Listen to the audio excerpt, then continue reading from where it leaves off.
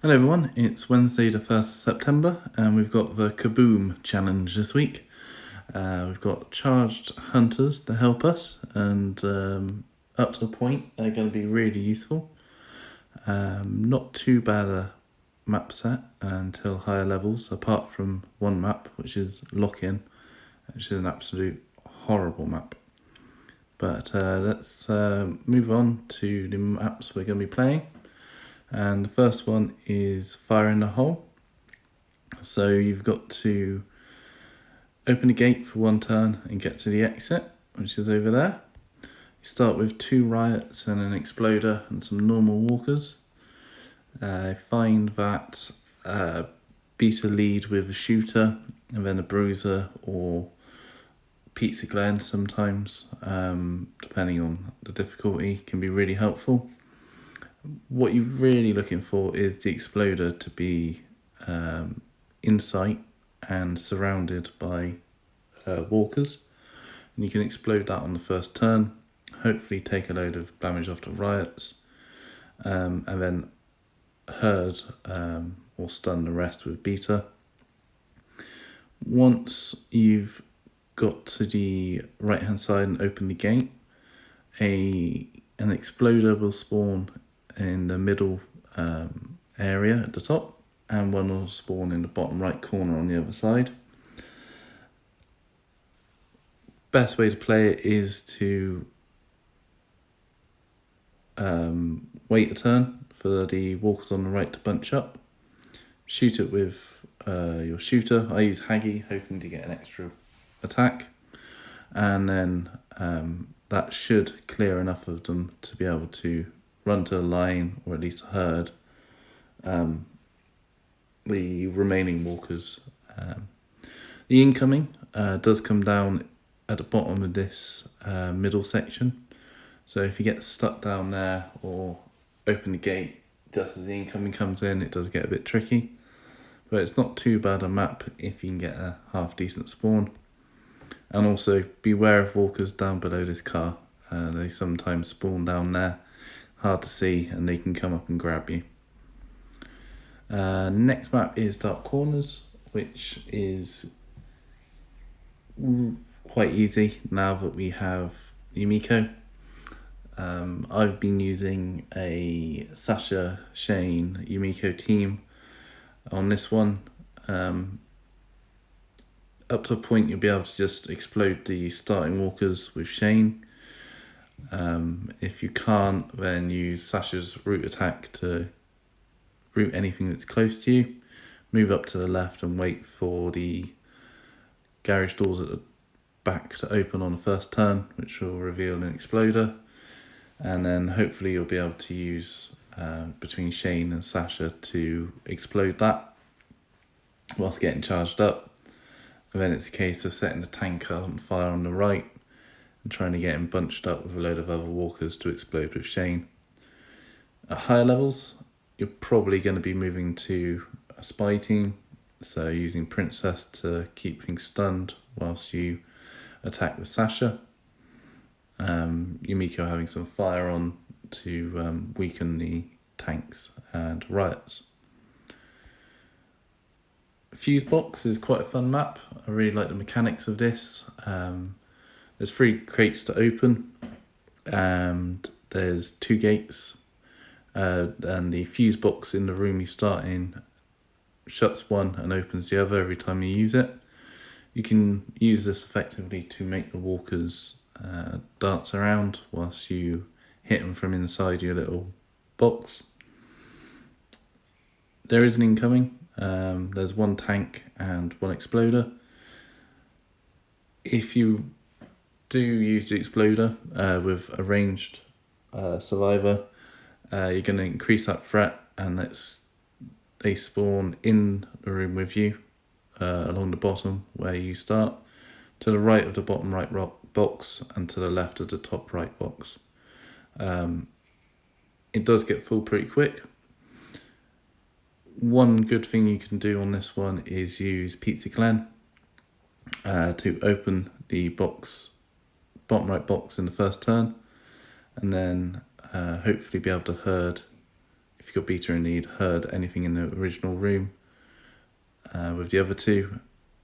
And then what you can do is use him to open the crate, attack, open the, use the fuse box, and then attack again. And if you've got a tactical weapon. I like to use this team, it's quite fun. At higher levels, beta and two scouts?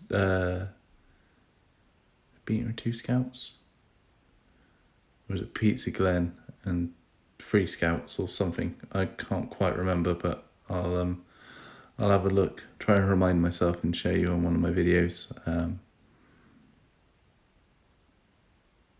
What was it? I think it might have had a shooter in there as well to blow up the exploder. But it was quite a quick and easy team to use. I'll have to look that one up so I remind myself. Next map is called Old Bricks, and it's a pick 3 out of 5 boxes and get to the exit. There's no incoming on this, but it is auto spawns, so you do need to move quick. The auto spawns come from the back here where you start and the top. So have a shooter because there are exploders on this map as well. And if you've got the exploder in view in this bottom right, you can blow it up. And I like to have Pizza Glen to be able to open the boxes straight away. Been using beta, Pizza Glen and a shooter, and it's worked quite well so far. This is what the rest of the map looks like. If you can get there's 2 exploders, one hopefully starts at the bottom and one hopefully starts in this big crowd over here, and you can pretty much clear the board in a couple of moves and herd the rest. It's quite fun up to a point. It does get really tricky as you get to the higher levels. Lockin is the worst map of the set and one of the worst maps in the game. It's horrible until you actually get to a high enough level where your spy team doesn't kill everything too quickly, and you can just build a wall of walkers.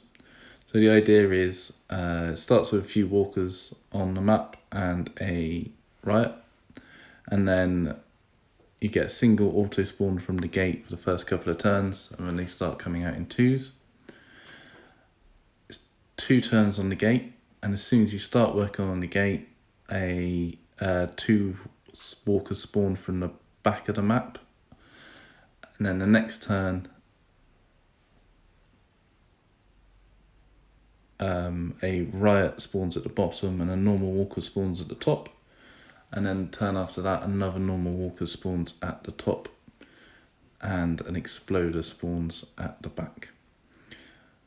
If you can build a nice wall, you can stop the walkers coming in. It needs to be 3 by 3, so the 6 squares by the gate, and best way to do it is to go to the top of the map. Don't go to the bottom of the map because it's a lot harder. You can get yourself into that little corner by the stairs and keep a stun wall going. Then once the gate's shut, it's just turns into a kill all. You can use the exploder to your advantage to speed things up, hopefully. But until you can build a stun wall like that and keep charged, it's a horrible map. I've been using Sasha, Riot, Glen and Beta, and it took me a couple of attempts even at level 39, so probably not the best team for it. I'll try and show a couple of different teams as I go through until I get to the point where Spy is the easiest way. And the last one is Perimeter Defense, another one. I really like this map. I'm not sure what it is about it, but it's only, you've got to open 3 crates. There is only 3 to open. It starts with 2 riots on the board. So a case of stunning and herding to start with whilst you open the crates. Try and keep that threat down. And then you've got to open the gate to the exit. When you open that, 3 walkers, including a riot, spawn on the line, and an exploder will spawn to the bottom left of the person who opened the gate, and it's always within range of the person who opened it. So either be able to stun him or have a ranged person to blow him up, because although being within striking range, he usually isn't within explosion range. Then it's just a case of killing or stunning the things on the line. Beware not stunning them on the same turn they spawn, because they will block the gate, and that does make it a little bit harder to kill them. So I've been using a beater Pizza Glen and a shooter at the moment. It's working quite well, but might have to change that at some point.